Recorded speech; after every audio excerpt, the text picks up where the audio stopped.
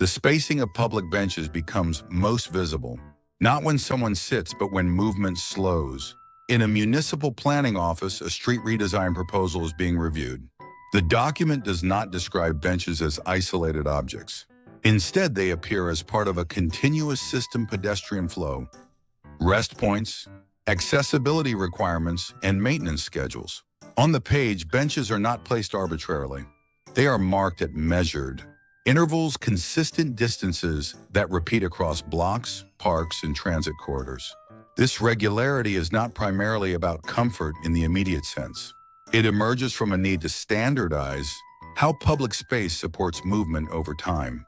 Urban planning departments operate under guidelines that define how far a person should be expected to walk. Before encountering a place to pause, these guidelines are not universal, but they tend to converge within a similar range. The distance between benches is often tied to assumptions about walking endurance, especially for older adults, children, or individuals with limited mobility. Instead of adapting to each individual case, the system establishes a predictable interval. This predictability allows the space to function without requiring constant decision-making. From the perspective of city infrastructure, a sidewalk is not only a path, but a managed sequence of conditions. Lighting, signage, crossings, and seating are distributed in patterns that reduce uncertainty. A person moving through the space does not need to calculate where to rest. The system has already embedded that option at regular points. This is where standardization begins to shape behavior.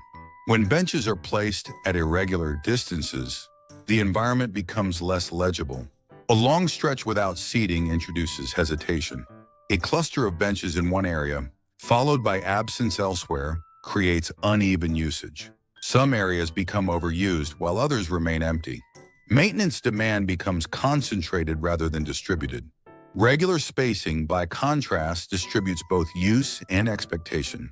Municipal standards often encode this logic into guidelines. For example, in pedestrian-friendly zoning areas or near transit stops, seating may be required every certain number of meters. These numbers are not arbitrary. They are derived from studies of walking patterns, rest frequency, and the relationship between distance and fatigue. Once these standards are established, they begin to stabilize the system. A city does not redesign every street from scratch. Instead, it applies existing templates. When a new sidewalk is built, or an old one is upgraded, the placement of benches follows predefined spacing rules. Contractors, planners, and maintenance teams all refer to the same framework. Over time, this repetition reinforces the pattern. The result is not only physical consistency, but institutional memory. Because benches are spaced regularly across different parts of the city, they become part of an expected rhythm. People begin to anticipate their presence, even without consciously thinking about it. The environment communicates reliability through repetition. This reliability has operational consequences. Maintenance teams can plan inspections based on known intervals. Cleaning schedules, repair cycles, and replacement timelines become easier to manage when assets are distributed evenly. If benches were placed irregularly, each location would require separate tracking. Standard spacing reduces this complexity. It also affects how public space absorbs variation in use. In areas with high foot traffic, evenly spaced benches prevent overcrowding in a single spot. In quieter areas, they ensure that seating is still available, without requiring additional planning. The system does not react to each situation individually. Instead, it maintains a stable structure that can accommodate different levels of activity. This stability is reinforced through policy. Accessibility regulations often require that public spaces provide frequent opportunities for rest.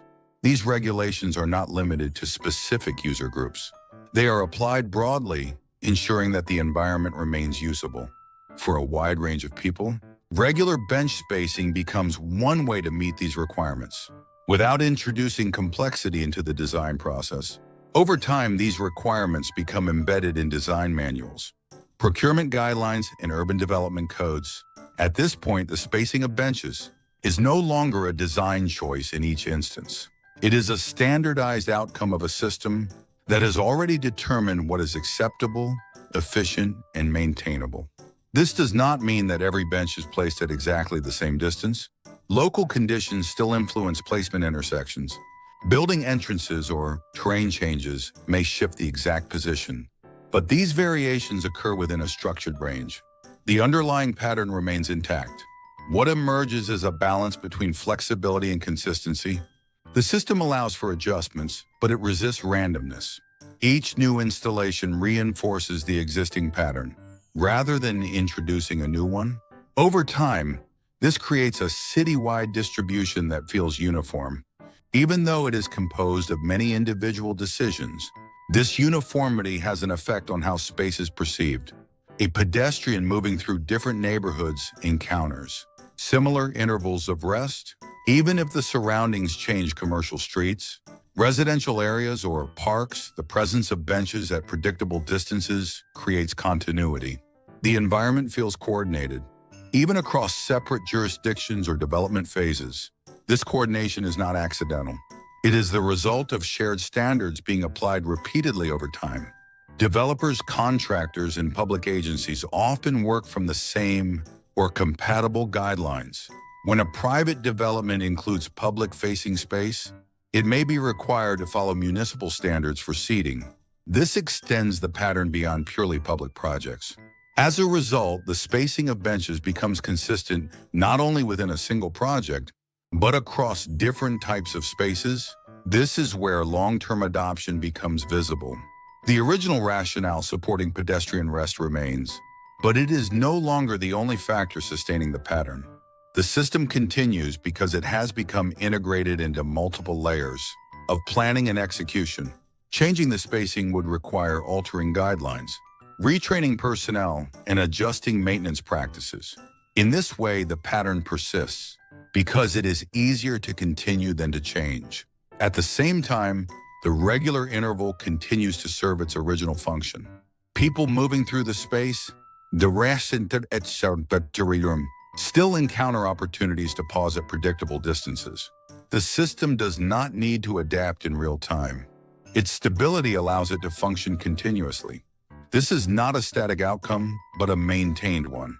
Even when benches are replaced, upgraded, or redesigned, their spacing tends to remain within the established framework.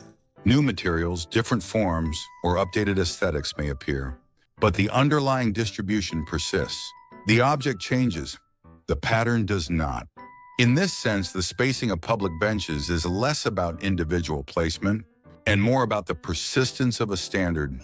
It reflects how urban systems prioritize predictability, manageability, and long-term usability. What appears as a simple repetition along a sidewalk is the visible trace of a system that has aligned design, policy, and maintenance around a shared interval, and as long as those structures remain in place, the pattern continues quietly, organizing how movement and pause coexist in everyday public space.